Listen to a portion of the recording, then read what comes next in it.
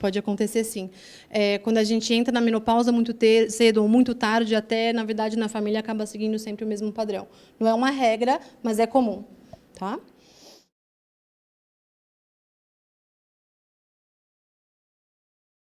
Sim, é possível engravidar, tá? A gente ovula dos 2 ovários. Os 2 ovários, cada mês, é um que vai liberar esse óvulo, e tendo uma trompa é o suficiente para a gente conseguir ter esse encontro do espermatozoide com o óvulo e gerar a gestação.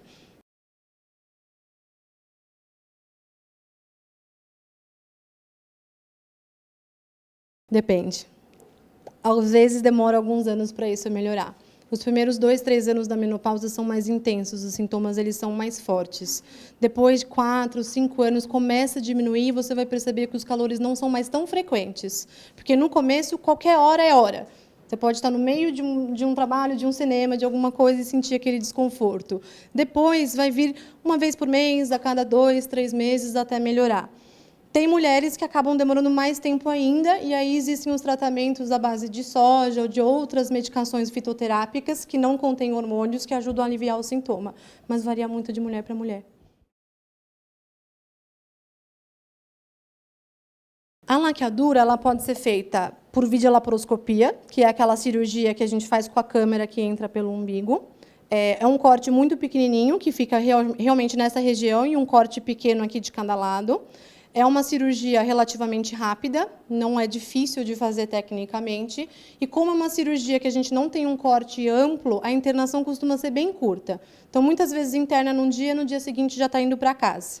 O desconforto maior da cirurgia é que na videolaparoscopia, para conseguir visualizar, o médico vai injetar gás dentro do abdômen. Então, fica com o abdômen bem estufadinho.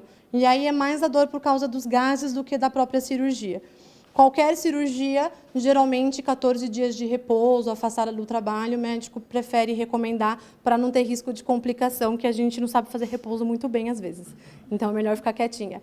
Tem a cirurgia que é feita aberta. A cirurgia que seria aberta, fazendo corte como o da cesárea. Difícil a gente fazer assim em quem nunca fez nenhuma cirurgia, quem não tem nenhuma cirurgia abdominal.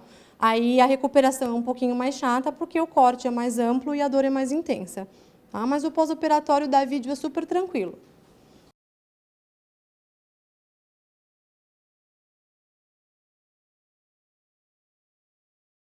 O que a gente tem que tomar cuidado, principalmente quem tem diabetes ou quem tem pressão alta, ou alguma doença que está difícil de controlar, é com os anticoncepcionais que contêm estrogênio. Então, seria mais os injetáveis mensais ou as pílulas normais, de 21, de 28 dias. O estrogênio ele pode aumentar a pressão. Então, quem tem já uma doença pode ter uma piora com o uso da medicação. Assim como quem tem enxaqueca, por exemplo, se piorar durante o uso do anticoncepcional, a gente recomenda parar. Mas o injetável trimestral, ele tem um hormônio só, que é a progesterona. A princípio, se sua doença está controlada, não teria por que piorar com esse tipo de medicação. Então, poderia ser usado com tranquilidade.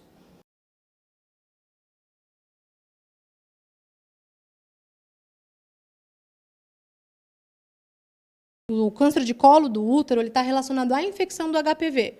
Não tem nenhuma tendência familiar a gente ter essa doença. É exposição a vírus e a exposição realmente durante o ato sexual. Então, o fato da sua prima ter tido, ou sua mãe, alguém mais próximo, não significa que você tenha um risco aumentado. É diferente do câncer de mama. Tá? Ele está relacionado aos fatores de risco e não à genética.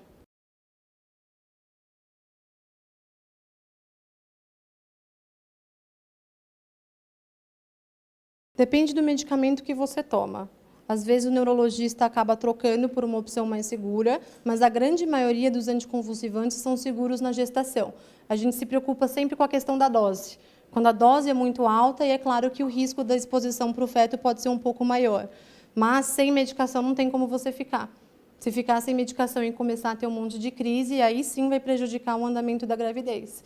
Então, se for alguma medicação que é contraindicada, é legal o neurologista fazer essa orientação antes de você engravidar no planejamento, para já trocar o remédio antes. Tá? Mas tem que continuar tomando durante toda a gravidez. A lamotrigina, geralmente os médicos optam por trocar pelo Depaquene ou pela carbamazepina. Tá? Porque não tem tanto estudo que confere segurança. Então, a gente acaba fazendo essa troca antes, precisa ver se você fica controlada com a troca da medicação antes de engravidar.